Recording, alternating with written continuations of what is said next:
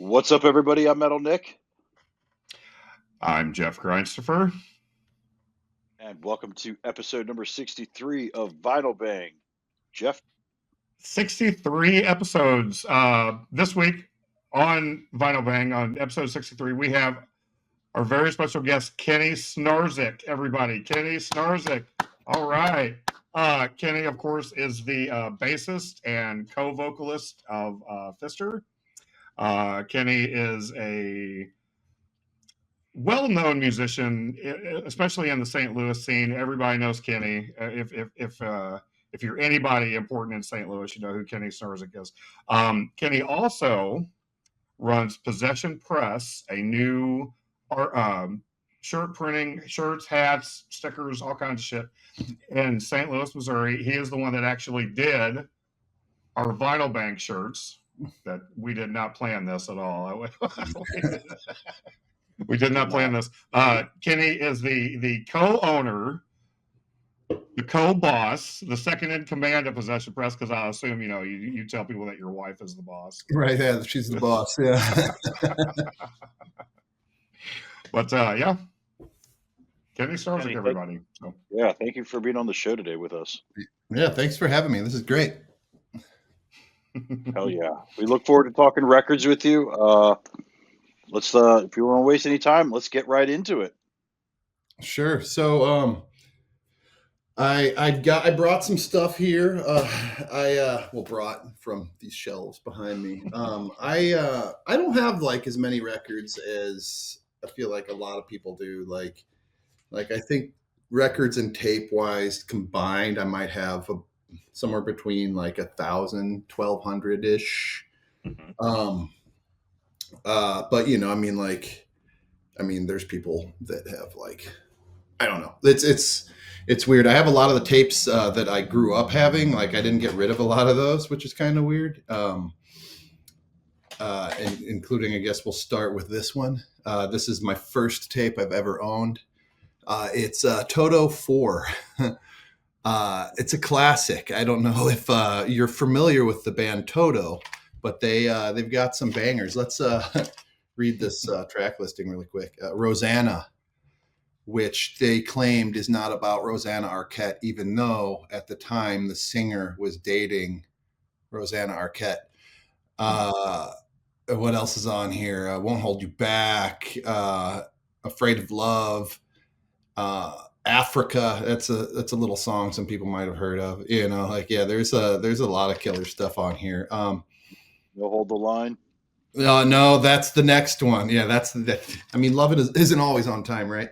But that's so it was my mom's tape when I was a kid, and she drove. I don't know if you guys remember. We're all roughly the same age, I think. She drove a Gremlin, and with a tape deck in it, and she would jam this tape, and I'd be in my back in the car seat, like bopping around while she's up front smoking cigarettes while driving her toddler around. There were different times back then in the early 80s.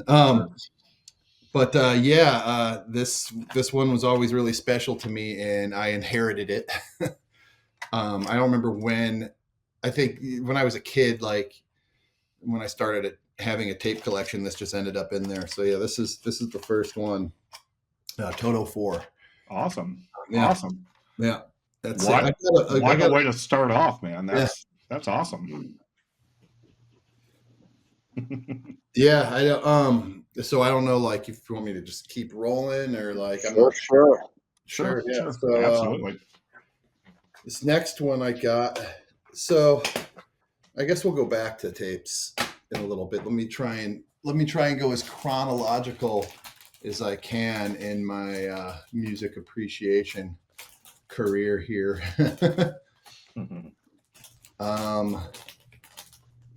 So, like most kids, they don't really give that much a shit about music, until you get to a certain age.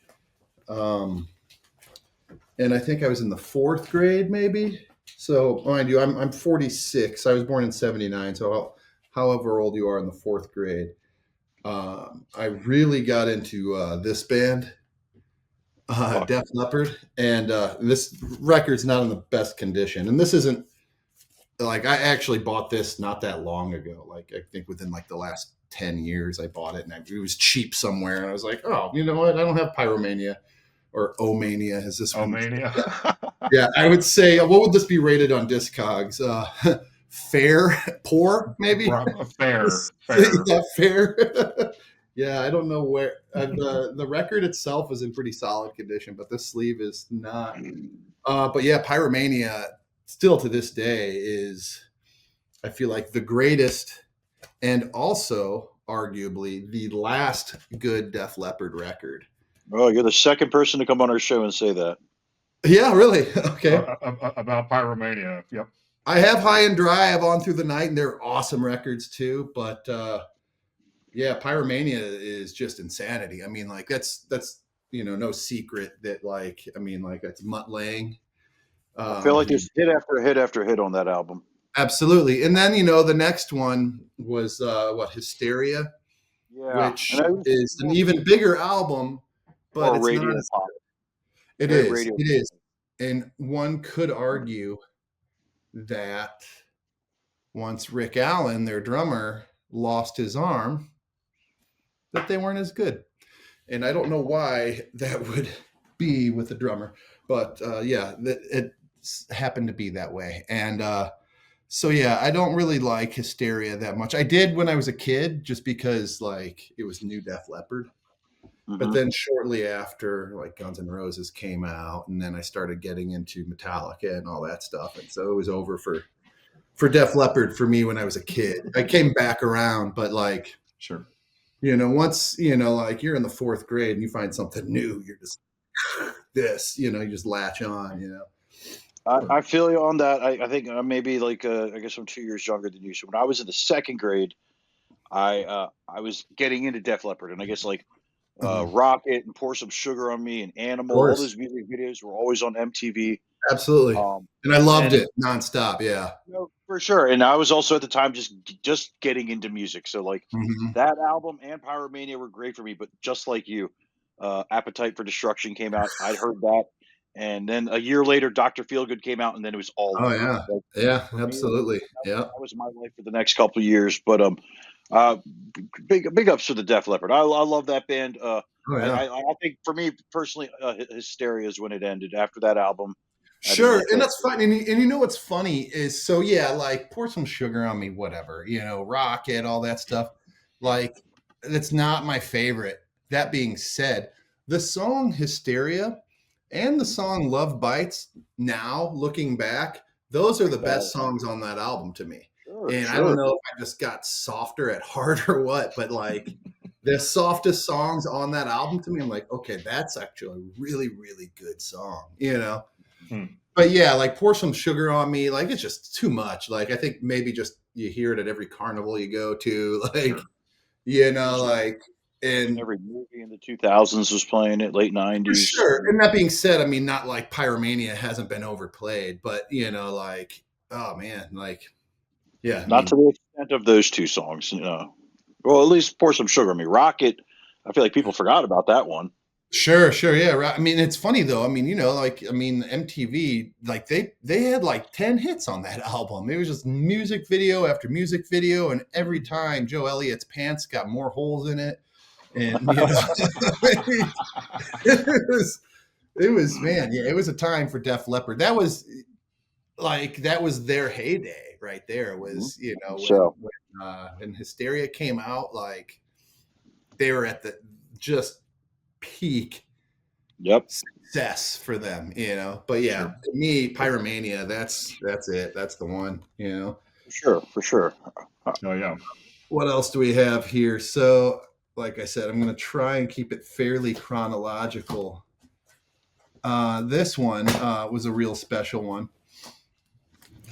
So I don't know if you're familiar with this band, Metallica. They're a Bay Area thrash band, one of the bigger ones. So this not only is my favorite Metallica record, but this is also maybe one of my most valuable records. This is the Japanese pressing. I don't have the OBI strip, which is a bummer. But this is a really special record to me, and whenever there's a record that really means a lot to me, I always try to get the Japanese one, just because those ones are just so cool with those. Whenever you can get it with the OBI, but Right. yeah, this is the Music for Nations. It's got some address on it. Yeah, it's a cool one. But yeah, Metallica was probably my first metal band, I guess. And like a lot of kids, in this album in particular that came out, I think I was like 5. But I was in the 4th grade, and I was living with my dad and stepmom at the time, and they were not cool with any heavy metal stuff. They made me return Master of Puppets on cassette. They made me return an Iron Maiden CD. So I had to hide heavy metal tapes from my parents, or from my dad. My mom and stepdad, they're cool, and they're still cool. My dad and stepmom, I think they are even worse than they were when I was a kid. And that's a lot of why we don't talk, but that's not why we're here. But yeah, I had to hide. I remember Ride the Lightning. I literally had a blank cassette, and I put Striper. I wrote Striper on it because they did Striper. Yes. I wrote Striper on it, and I would listen to it at low volumes and figure they don't know the difference between fucking Ride the Lightning and To Hell with the Devil, Right. So yeah, Ride the Lightning to this day is my all-time favorite Metallica album. I mean, front to back is just it's a killer. So yeah, there's that one. Just real quick about Ride the Lightning. I mean, I don't know how many times we should probably go through and do a tally sheet about how many times people mentioned Ride the Lightning, because phenomenal album. It is. Oh yeah, it is. But I mean, that's probably one of the ones that's been mentioned the most on this show, especially from our guests. Is just amazing album. Amazing. It's a monster. Yeah, I mean, I love Master of Puppets. I love And Justice for All, Kill 'Em All. I have those too. But Ride the Lightning to me is killer. I got a bootleg of their demos too, which is a pretty cool record. But nice. But yeah, I got that at a record show a while back I don't know if you ever went to those record shows in St. Louis at the Czech Center.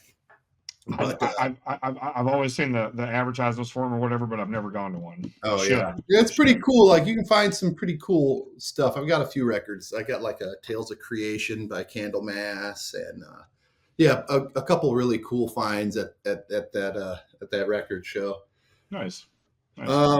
What else? I have a lot of M's. Turns out with heavy metal, there's a lot of M bands. So let me see what else we have here.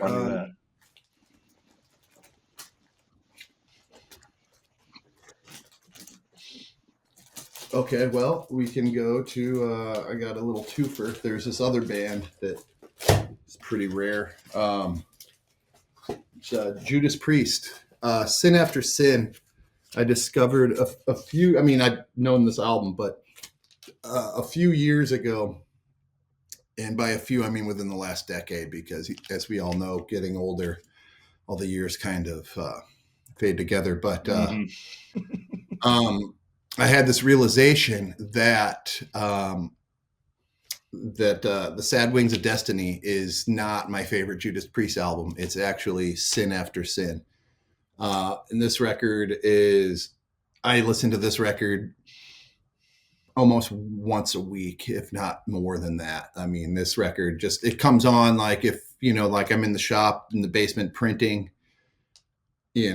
sometimes what do I listen to? Thin Lizzy, Judas Priest. It's almost between those two always. I'll just throw those on. But yeah, this record is just it's a killer. Once again, front to back. You got Sinner, Diamonds and Rust, Starbreaker, Last Rose of Summer, which has one of the most killer bass lines in it ever. Let Us Pray, Call to the Priest. Here Comes the Tears, and Dissident Aggressor, which I feel like most people know from Slayer covering it on South of Heaven. blood. Thank you. Yeah, thanks. Yeah, so I knew somebody was going to get there before me. Yeah, that one's really special to me. And then going to that for Christmas this year, my sweet mom, not my dad, because I'm not allowed to get these from him, got me this guy, which does have the OBI strip. And this is actually a single. It's got actually the receipt too from Japan. You can't really see it. But, Nice. yeah. And this has side A is the Green Manalishi, which is an old like Peter Green Fleetwood Mac cover. And then side B is Breaking the Law live, and you've got another thing coming live. But Green Manalishi is probably my favorite Fleetwood Mac song, but it's also a killer.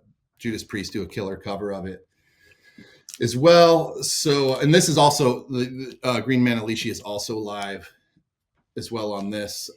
So this was a really cool one. My parents really, I called my stepdad dad too. My parents really knocked it out of the park with this one. This is a really special one to me. Just got it for Christmas, and yeah, so this is a really, really, really cool one. That's awesome. That's awesome. I don't think I've ever seen a Judas Priest single. Oh yeah, and it's a 12-inch single too. Yeah. And I don't know if they released it in the U.S., but and there's, I mean, most of the information on it is in Japanese, which is cool, But yeah, yeah, I love those. Yeah, anything I can get a hold of with that OBI is just like, I don't know, it's cool. Like I remember, we've played Europe a few times, but like I always told my wife, it's like if we ever play Japan, I'm bringing $1,000 with me just for records. And now thinking about it, it's like, I don't know if that would be enough. Like if I walked into a record store in Tokyo with $1,000, who knows? I mean, like there might be like a small handful of records that would just eat that up immediately. Like Sure. Those record collectors, it can get pretty insane. You see Kenny out front with a piece of cardboard saying, "Need money for Obies." Oh yeah, yeah, absolutely. You probably have to buy a separate suitcase to bring that shit back too. Oh, that's a thing too. Yeah, like and I actually have like a flight case for records that like that we use on tour, but yeah, like I already thought of that too. Is like I would have to bring that with me because I know I would find something. I even like go out of my way on tour these days to try to not go into record stores because I'll grab some shit. Like it's hard for me to walk into a record store and not leave like $300 lighter or whatever. Like you just always find something. Sure. So what else do we have here? We get into okay. So I got this record. So I have. The last year, like we opened up Possession Press, so I've made it a point to not go to the record stores and buy records, which is one of my greatest joys. So I haven't bought any records for like a year. Like I've been given a few, and then I got a couple for Christmas. So the other day, yesterday morning, I bought a new record because I had no choice. And let me find it here.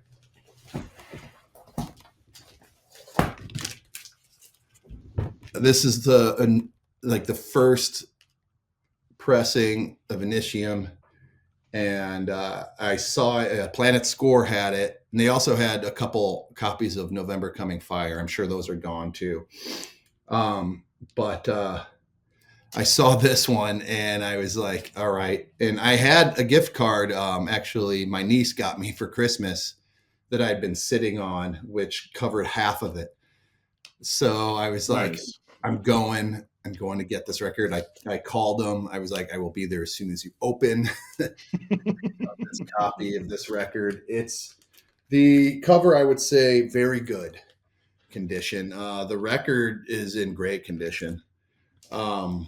But yeah, so I had to get this one, and then it made me think. I was actually telling Joe, one of the owners, that when I was in junior high, or in middle school, actually, in the 6th grade, I was walking home from school, and I was walking across the parking lot of the school, and I found that T-shirt just laying on the parking lot, and I picked it up, and it, and it had this on the cover, and it had like this little Reaper on the back with the cards, and I took it with me, and I had never even heard the album, and I think I maybe,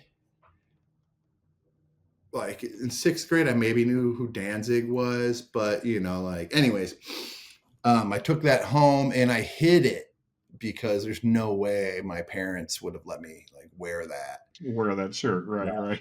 They were making me return Metallica tapes. Like there's, and so I hid it, and I don't remember if I ever got a chance to wear it. And, but I had it hidden in my closet, and my parents took it away. Mind you, they were, for whatever reason, totally fine with me having like every issue of Fangoria and Gore Zone. And my bedroom was just covered in like Gore posters or just, sheets from these magazines. But yeah, like they had they were not cool with the music. But yeah, that one, I just literally got this one yesterday. It's the first record that I've physically shelled out money for in almost 365 days. I wish I could go for a year without buying records, Kenny. That is willpower. Good for you. I mean, kind of good for you, I guess, not adding to your collection, but at the same time, not spending money on records, man. That's very impressive. It's hard. Yeah. I mean, it helps, I owned the Crow's Nest and Eat Crow restaurants, and, I sold my shares from those restaurants. I opened this print shop, and it's a baby still, like the shop is breaking even, which is great, but like, I just can't afford to just go buy all these records, Absolutely. And that's my weakness, and that is a big financial weakness for me. So yeah. Now, real quick, shout out to Planet Score Records. Absolutely. Yep. Fucking love Planet Score Records. Me too. Yeah. Greatest record store and definitely in St. Louis, but I mean, like, love them. Yeah.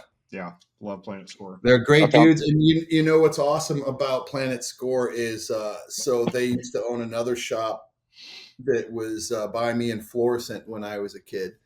And that's where I got my first Neurosis CD and like Guar tapes and stuff like that. So it was just kind of like when they opened a block from one of my restaurants, like what they opened like 5-6 years ago, I think. It was like, oh my God, we're getting a record store in Maplewood, and it's the guys that were working at the shop that I grew up with as a kid. Right. So I guess that transitions to the first death metal tape I ever bought then, which was not at what was it? Not CD Reunion or CD Reunion nights. But it was another one, I believe, called Forever Young in Florissant. And they'd sold comics and all sorts of stuff. I bought this one on sight alone. Had never heard it. Just thought the album cover looked incredible. And that's this one. And this is literally the tape I bought. I think I was 12 or 13. So like 91 or 92. And Obituary, The End Complete. Still got it. I bought this tape and then took it home and listened to it, and it was pretty hard to digest at first. I mean, like going from like Megadeth to Obituary is it's quite a leap. It is a leap. But like I fell in love with it. I shouldn't say go from Megadeth to Obituary, because there was also the big Slayer jump, which not a lot of people understand, I feel like, except for people in our age range. Slayer was scary. That was a band that like I was a kid, I was Catholic, so I was like, ooh, I don't know, that's a devil band. So Slayer was a scary one, but yeah, once I got over that and going into death metal was pretty easy. And then along with death metal, right alongside it was like all the gangster rap I could digest as well, but that's a whole other story. Mm-hmm. But yeah, like then it was just like, oh, I guess, yeah, around, like pre-teens, early teens was when like just anything extreme definitely became a priority to me. I feel like. Sure. And as far as rap in the 90s, that's the only good rap there is. Oh yeah, gangster rap Mm-hmm. for sure. Like like there's something to be said for like the late 90s like hip hop stuff, but like that's not any of that stuff I listen to. Like if I listen to any rap, it's gonna be like 8 Ball and MJG or like the Ghetto Boys or whatever, Right. Going on, this is the second death metal tape I've ever bought in my life. Like an Ever-Flowing Stream by Dismember. And later in my life, I ended up buying the CD version, and the tape sounds better. This is one of the, I think, rare cases for analog or whatever. I mean, it's arguably better than vinyl, depending on the process. So I've been told. I'm not an audiophile. I mean, like I have amplifiers blasting my ears to death. Like, but I can attest that the cassette of this album versus the CD, the cassette does actually sound better. And what this came out, I think at like the height of like cassette technology, like CDs had already long been out at this point. This is what, like 91, 92, I think this came out. 91. So like they had like all like the different Dolby and the metal, like all like the different processes you could do with cassette technology. This fucking thing still sounds awesome to this day. And that's the end of my cassettes, by the way. The rest is all vinyl, but yeah. Nice. I was a big tape guy as a kid. Like I liked the CDs, but the tapes were cheaper, and I would almost always buy them used. So like, but even then, like, I mean, like a used tape was still like $6 or $7, and a CD would be like 12, 13, 14 bucks. So it's like, okay, I can get, 2 CDs, or I could get 3 tapes. So like, I was a big tape guy, and Sure. I guess still am, like I still have quite a few. I got like 2 racks of 100 there, and I've got some more shuffled down. Yeah, I might have. We literally just recorded an episode about cassette tapes the other day. Oh yeah. Real quick before you move on, I just have to point out.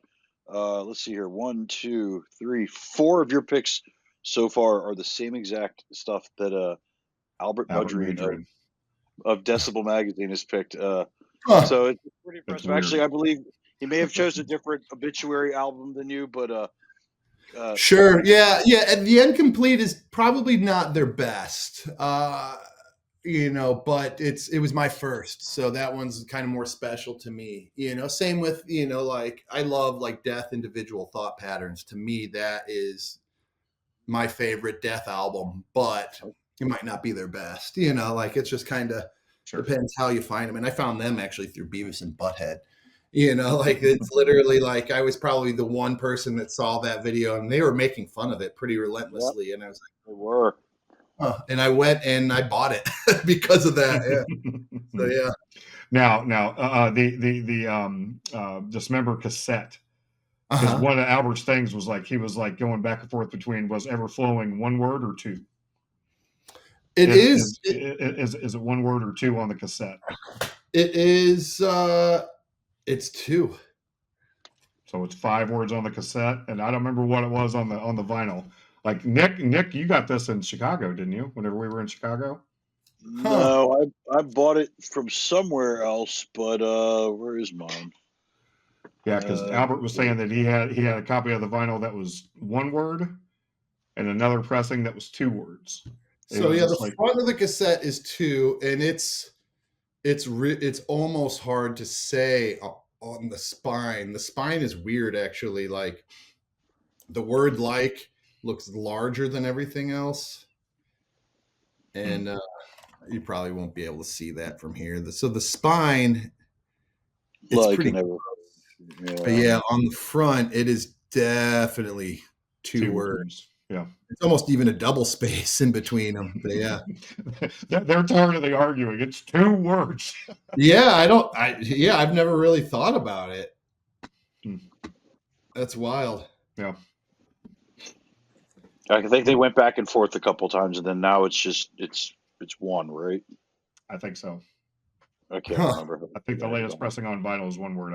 I think. I'm not. I can't. I haven't thought. I mean, like, is "ever-flowing" a word? It probably is. Like, I don't know. Like, I would think. I would think that that's somewhere in some dictionaries somewhere, or some revision of the dictionary, that "ever-flowing" would be 1 word, but I don't know. Or there should be at least like a hyphen. I don't know. I usually go for just mashing the words together rather than hyphenating. Hyphens are dumb. What else we have? This one is this one I got a few years ago. My wife got this for me for my birthday. This is my all-time favorite Danzig album. Danzig 3, How the Gods Kill. Probably one of my most valuable records. This one, vinyl mint cover. I don't know. Very good. I don't know. Like, according to the Discogs gods. Yeah. This one is huge for me. I think I've listened to it twice. In this, just because it's, some of the more valuable ones I'm afraid to throw the needle on sometimes. Dude, I'm the same way. Yeah. Like it's, I mean, most of the time I'm just listening to listening to music digitally anyways. Like I'm at the shop or whatever, like it's pretty rare that I actually get to like sit at home and be like, I'm going to sit here and listen to my records. Like if I do, it's usually, with the wife who doesn't really love metal. So we're usually listening to other records. But I've played this one a couple times, and this is, I mean, to me, the best Danzig album. I know a lot of people love 2, a lot of people love 1. I mean, 4 is great. People out there, I think, that continued past that. But yeah, that one to me is like, that is peak Danzig. And that's How the Gods Kill for you. Real quick update. I have it's 1 word. 1 word. Oh my God. That's crazy. That's awesome. It's crazy. Like how they. I don't have that. So that's really cool. That's the thing too, is like I have some overlap of tapes and records, but often it's like, if I already have it, like, I don't know if I need them both. It's not always the case. I do have a handful of exceptions. I think like this, is it this week that the cassette episode comes out, Nick? Is that our next episode of the cassette? Kenny, you need to watch that, because for sure. My stack of Pfister cassettes makes an appearance. So yeah, real quick, like Jeff said earlier, this isn't usually interviews, but I have to ask this question. You saved a lot of your cassettes. You like me. I started out with the cassettes. I think I tell this story a couple times in the show. Like the very first compact disc I ever bought was Bad Motorfinger by Soundgarden, and at that point, like I was like fully deep into Nirvana and all these other bands. I do have both of those, by the way. Go ahead. Yeah. But I bought a lot of cassettes. So if you've ever watched our show or not, Jeff does a lot, and there's been a lot of times where he'll randomly break out Pfister stuff, and it's cassette tapes.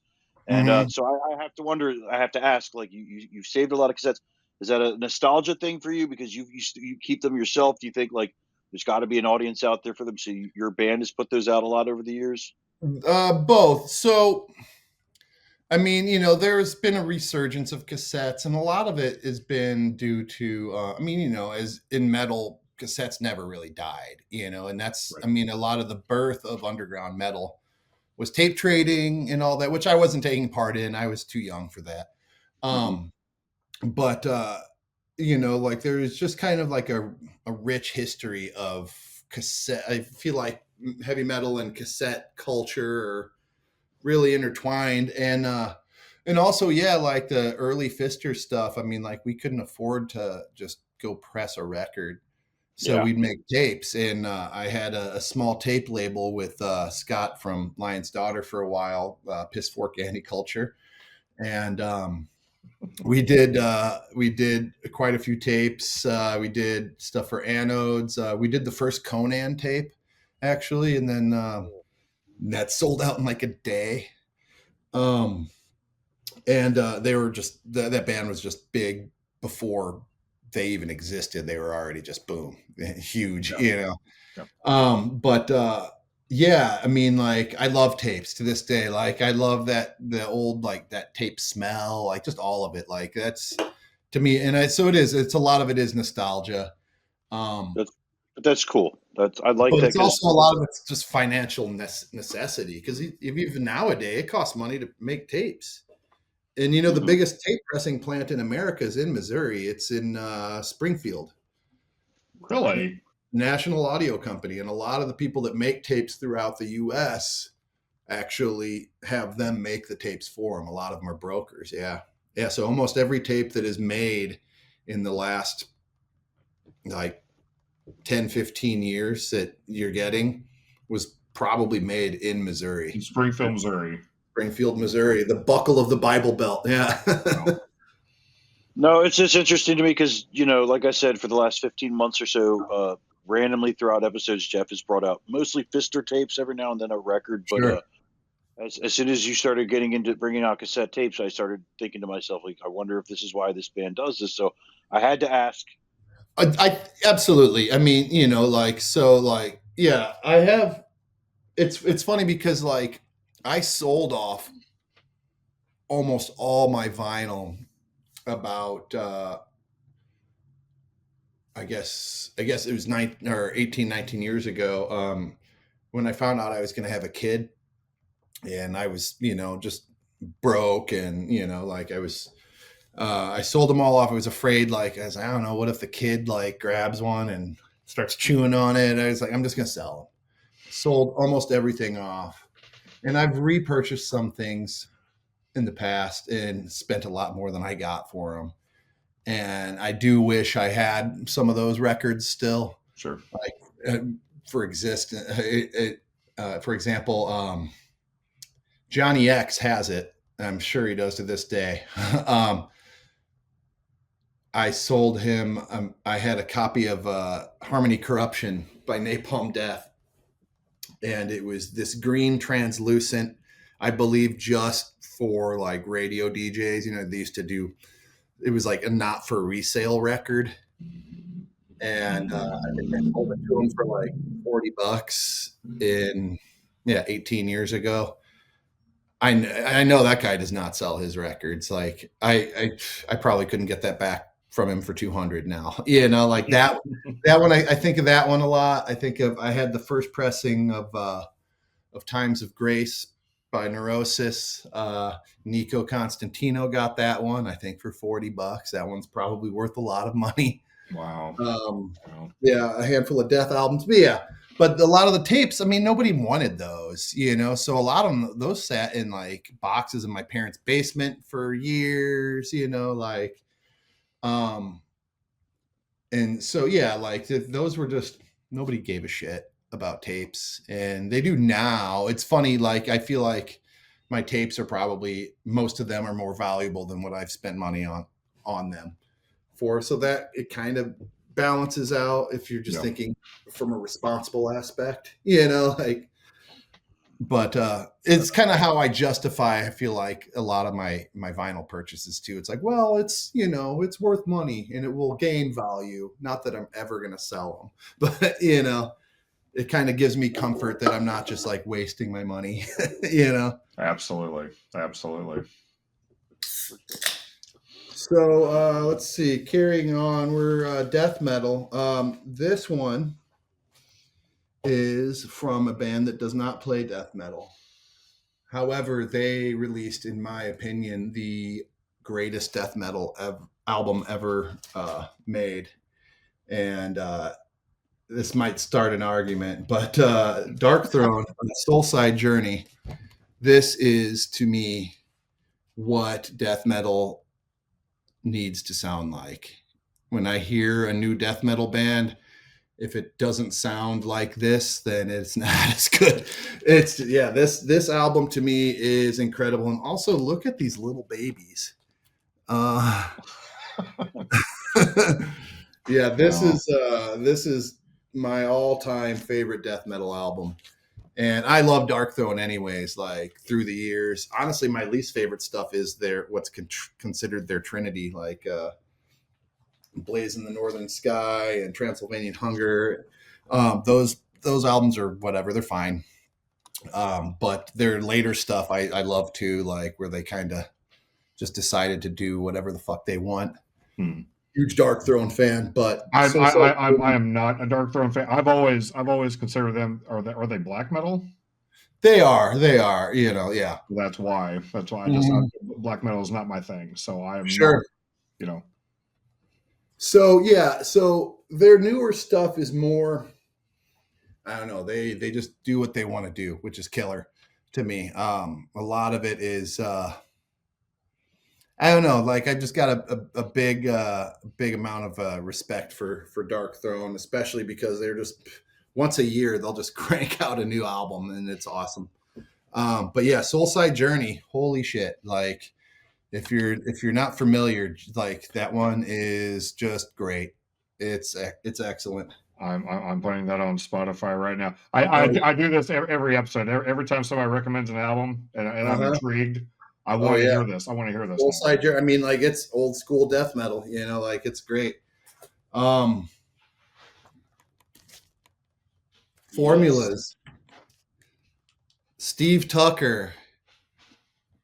Like, yeah. I mean, like I love all that the albums before this as well, but this album, holy shit, is just insanity. This is.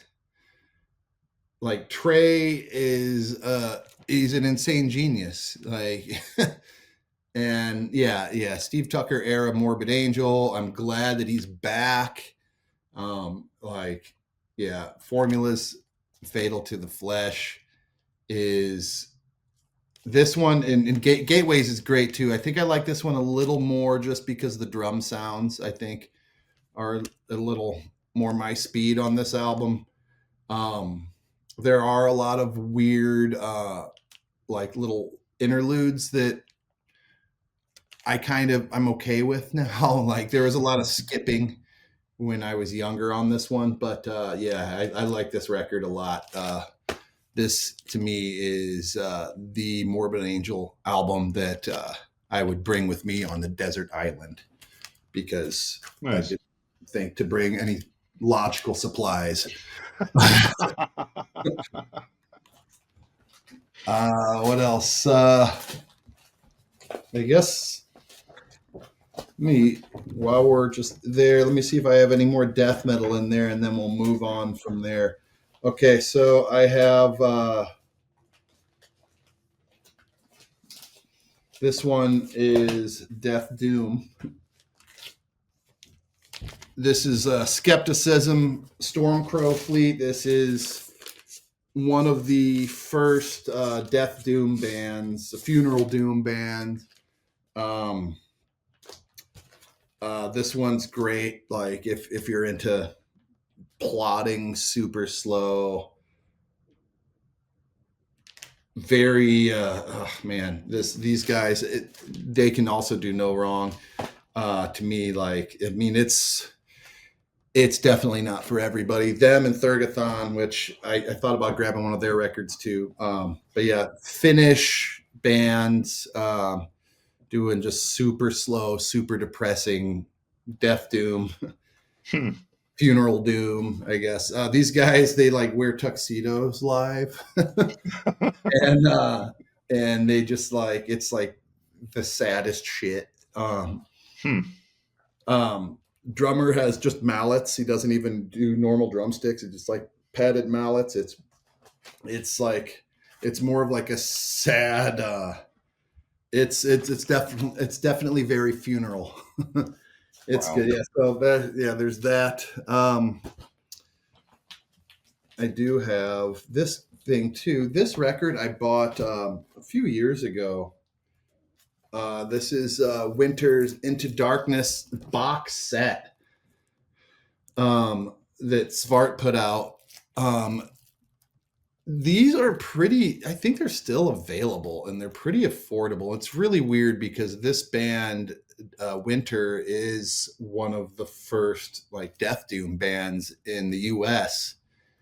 And just an insanely heavy band. And it's crazy to me. I think I got this, it was like $50. It's got like all sorts, it's got a poster, 2 different jackets. Like it's pretty nuts. Like, and like, I don't think this album did that well, which is weird because like I had a CD that I don't even think I have anymore. And those things are worth a fortune. Like the CD version of this album is like one of those random CDs that's worth like $70. But yeah, this band and this album, huge influence. I've many times, we'll do it one day, talked about doing a Fister shirt that ripped off the Winter logo. I feel like ripped off the logo. Yeah, it'd be pretty easy to do, I feel like. You'll see it one day, especially now that I, print shirts. So right.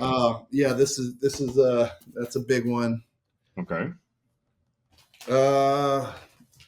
I know we only have so much time. This one was a big influence on Fister when we started. We started in 2009, the same year that this album came out. Yob the Great Cessation.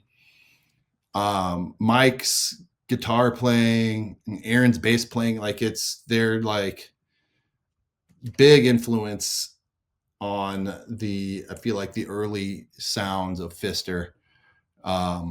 This one is great. This was like their big return as well. Like Yob had broke up for a while. Mike was doing Midian, and then he got Yob reformed, and they put this out. And that song "Burning the Altar" is like, to me, the fucking raddest thing that Yob's ever done.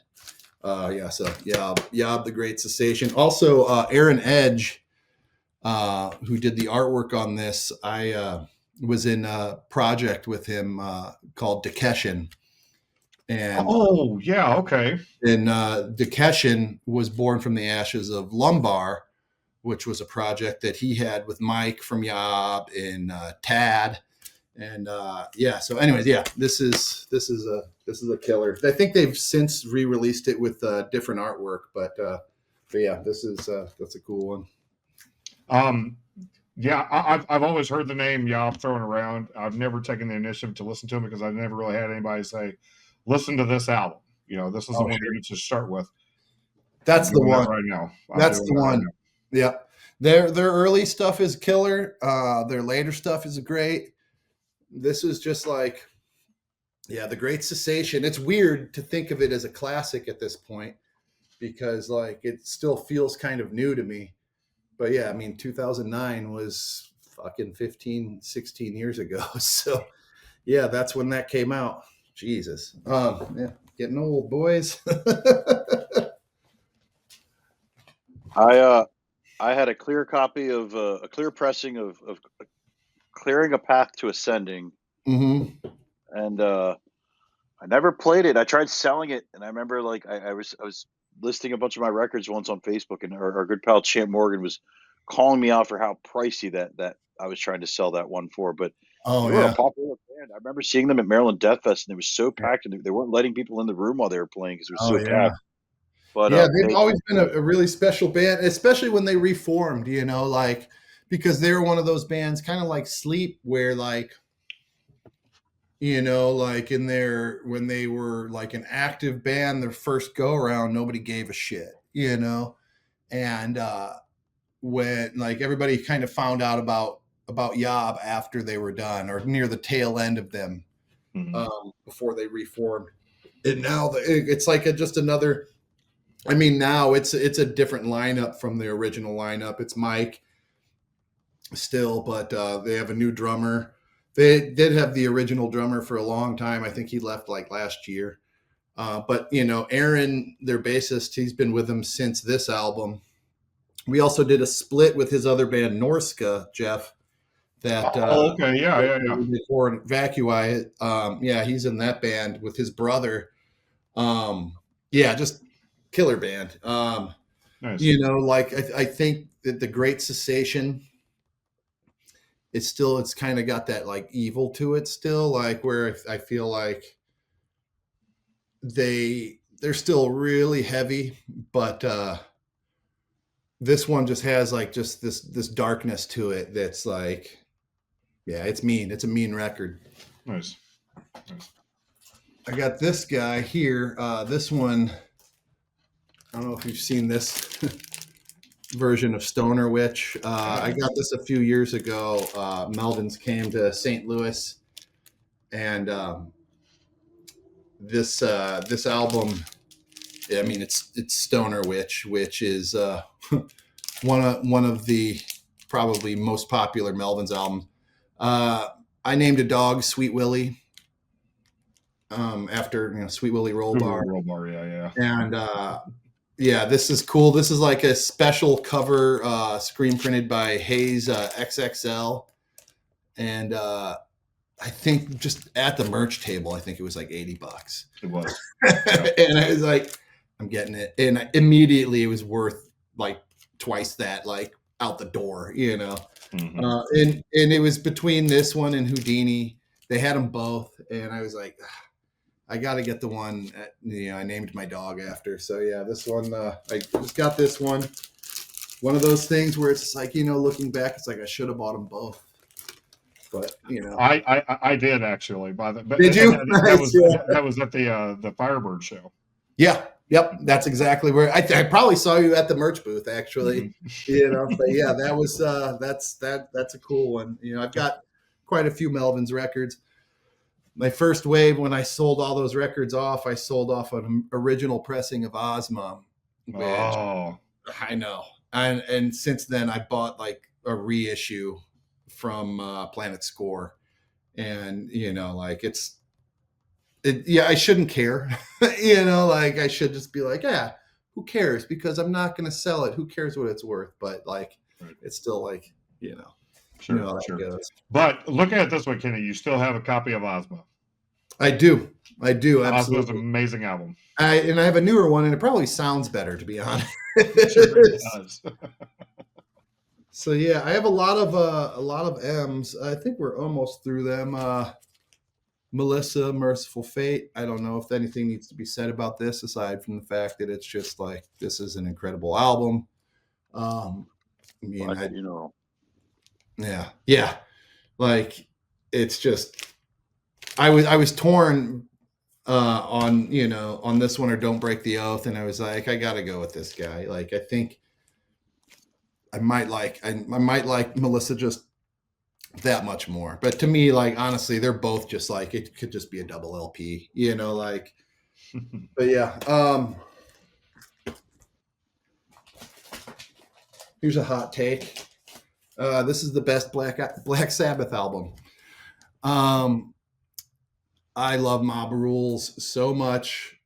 I love all the old stuff, like, I love Headless Cross, but like, Mob Rules, this album probably gets me pumped more than any other Sabbath album ever. Ronnie, who also, I have a dog named Ronnie now too. So yeah, I'm not terribly original when I name my pets. So yeah. That's funny.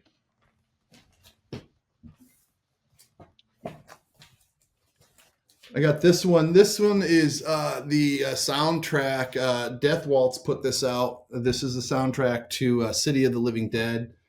It's got some extra live stuff on it. This is maybe my favorite horror movie. It's up there for sure. It's definitely top 5. You actually might recognize this from a Fister shirt. I was getting ready to say. I never knew what that image was from until you just turned that record around. Yeah, and we've done shows where we just play, showed the Father Thomas priest face, like just blasted up on the projector behind us. Yep. This one's really cool. So Fabio Frizzi did this score, and we lucked into about 6 months ago printing his shirts. He did the score for the movie Zombie as well by Fulci. This is a Fulci movie as well, but he was touring, and him and his band were playing along in front of the movie of Zombie, and we were able to print those shirts for the tour, and or for a leg of the tour. And I went to the show and I fanboyed out on him. I brought this record with me. I had him sign it. Like I don't usually get starstruck, but Fabio to me like is the Italian horror, like even over Goblin to me. Fabio Frizzi he's the one. And so yeah, that was really special, and like still to this day, like an immense honor that we got to print shirts for that tour is just like insane. I remember I was I'm friends with the girl that was running his merch, Katie, and she's the reason why we got it. And she's like, hey, we need some shirts. And I was like, I need to make this happen. I was talking with the wife. I was like, whatever it takes, I want to print these shirts like bad. Like, but yeah, so yeah, that one's real special to me. That's awesome, Kitty, man. That's really cool, dude. Really cool. What else? I've got 4, 5 left here. Zombie, Spirit Animal. I don't know if you guys ever got into these guys. Just synth, bass, and drums.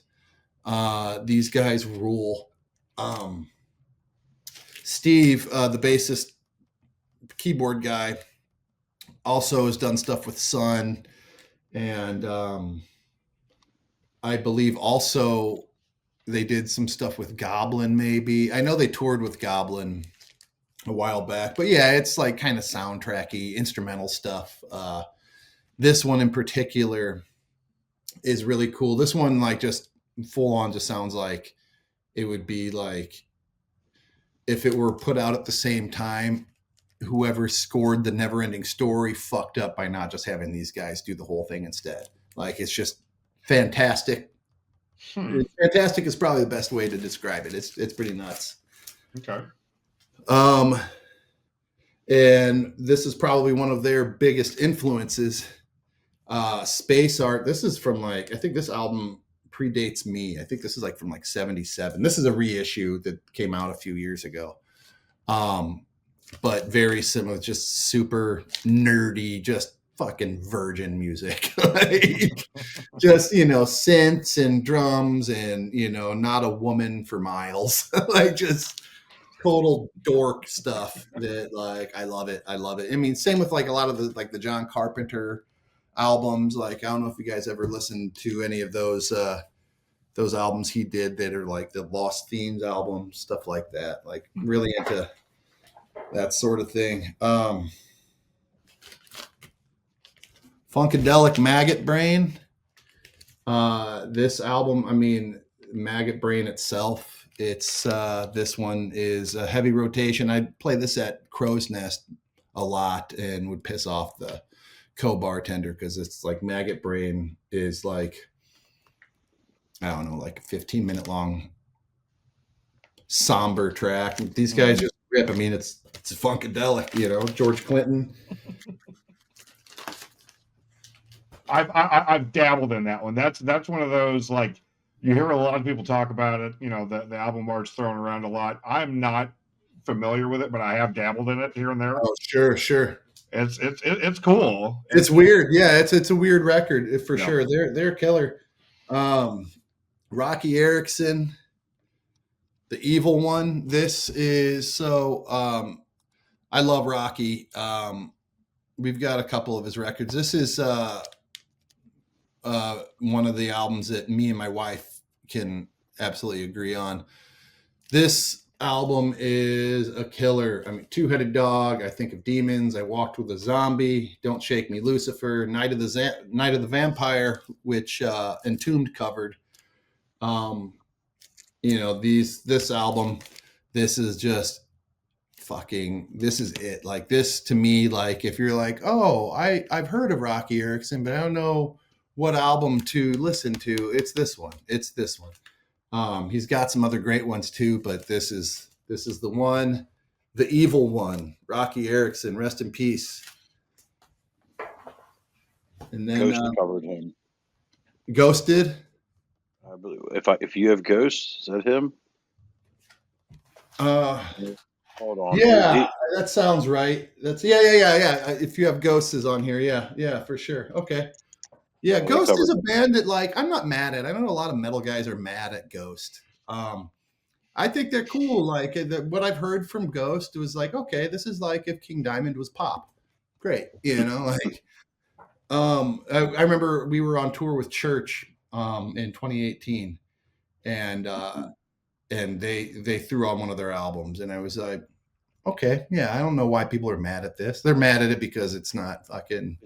It's not metal, but right, it's dress cool. And the imagery and all that is very metal. Sure. But yes, absolutely. I remember the first time I heard that first record, I was like, man, this just sounds so retro, but like I would go to sleep. I would wake up in the morning like humming those songs. They were so catchy. Yeah. Nothing wrong with that. Second record they put out, huge production, but I'm not really much a fan anymore. But like the first three records were amazing, I thought. Yeah. I just don't know much about them, like, aside from like everybody's mad at them, and it's like I'm not mad at them. Like, same. I just watched SNL last night, and I was like, oh, cool, Lady Gaga. Like, I watched all that shit. Like, cool, man. Like, I like a big production. Like, that's not what I'm about.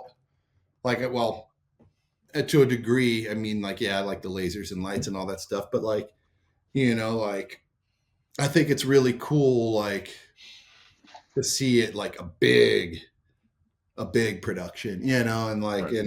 and pop music. Yeah, I'm not mad at it. And this last one is Apocalypse, and this is like a band like nobody knows. Like, this album is called Faithless. This is a band that like late 80s, early 90s thrash, just killer band from I think Geneva, Switzerland. I believe like they did dates with Metallica in Europe, like during one of the many thousand Black Album tour dates they did. These guys are fucking killer. Apocalypse, the album is Faithless. Yeah, like, I think I found them like years ago, just like digging around, I think on YouTube or something.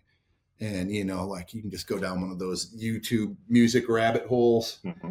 And I found this, and I was like, what the fuck? How have I never heard these guys before? Just super, just razor sharp, just killer, almost like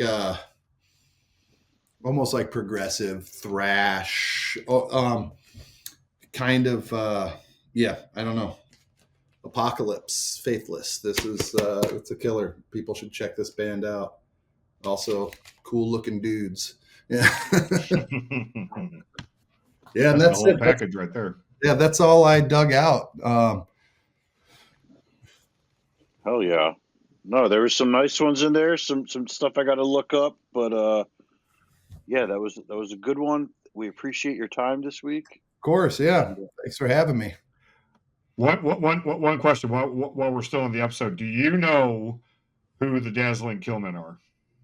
Yeah, they were from I think they were from Granite City. I think they were local. Yeah, Jesse Mathewson from Kenmo just did an episode with us a couple weeks back, and he was telling me about this band out of St. Louis that inspired the Dillinger Escape Plan, the Dazzling Killmen. And I'm like, this dude in Canada is telling me about a band out of St. Louis I've never fucking heard of.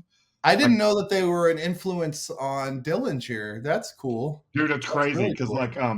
I forget the album, but if you go back and if you listen to I forget what track it is, it's Dillinger ripped it off. I mean, they sped it up a little bit, but it's like what is that? 43% burnt or yeah, that's cool. But I've heard Dimitri tell a story that he used to go to a Subway after they would practice or something, and when they would punch in the little thing to heat up your food, when it would end, it would go beep beep beep beep, and then so he would always have that in his head. So he came to the studio one day, was like, "We got to write this riff." Dun dun. I believe that. Yeah. I've definitely been inspired by non-musical things, so I could see that. Yeah. I've heard him tell that story recently, actually. So, but no, regardless how they came up with it, this guy talked about it a couple weeks. Jesse talked about it a couple weeks ago on our show. Ken Mode, yeah. Okay. Jeff and I were like blown away that we'd never heard of this band before, and me especially. You know, I mean, I'm not from St. Louis. I'm an hour and a half from, but I still claim St. Louis is like home. Of course, you're close enough. Yeah, because I'm there so much. You know, I have so many friends in St. Louis, and just like, how have I never heard of this band? Oh yeah, they were like a big deal too. Like, I mean, like, yeah. So another band that I swear like has been like I don't know if you would like say they were part of any kind of like sludge like beginnings, but like Drunks with Guns from St. Louis, which they've kind of got back together. I know Planet Score, I think, actually released somebody re-released one of their records, but this band was nuts, and this is like a band that sounded like a cross between Black Flag and Black Sabbath, but like their singer was just insane. Like he would like throw fucking Taco Bell at the audience and shit, and like they would break up on stage like every time they played, and they were just just like a tragedy in the best way. Nice. But that band, like I swear, it's like that band was around before I Hate God or like any of these like other big sludge bands. And they sound it's not like it sounds. It's not like you're gonna be like, oh, I'm gonna check this band out and it's gonna sound like I Hate God. But like it's literally it's like, okay, this is like Black Flag meets Black Sabbath. It's insane. Like just I don't know. Yeah, there were some killer bands in St. Louis back when. And now you're just stuck with bands like us. We get the leftovers. We get the fisters. Mm-hmm. Exactly. Well, thank you very much again, Kenny, for your time this week. Thank you, everybody, for checking us out again. And we will see you all next week. Yep. Thanks. All right. See you guys. Final thing,